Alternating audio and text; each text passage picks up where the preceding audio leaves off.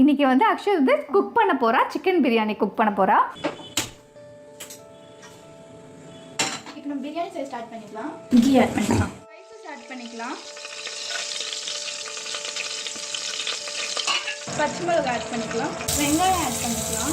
வெங்காயம் நல்லா பொன்னிறமாக வதங்கட்டும். வதங்கிட்டதுக்கப்புறம் நம்ம வந்து புதினா ஆட் பண்ணிக்கலாம். இப்போ வெங்காயம் நல்லா பொன்னிறமாக வதங்கிடுச்சு. நம்ம புதினா ஆட் பண்ணிக்கலாம். இஞ்சி பூண்டு 1 ஸ்பூன் ஆட் பண்ணிக்கலாம். தக்காளி ஆட் பண்ணிக்கலாம்.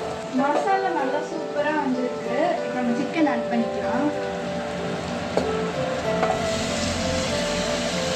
நல்லா கொதி வந்தோடனே அரிசி ஆட் பண்ணணும். இப்போ கொதி வர ஆரம்பிச்சிருச்சு. இப்போ நம்ம அரிசி ஆட் பண்ண கற்றுக்கலாம்.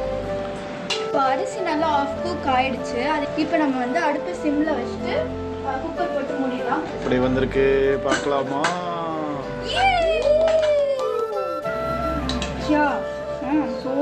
So good, well and good.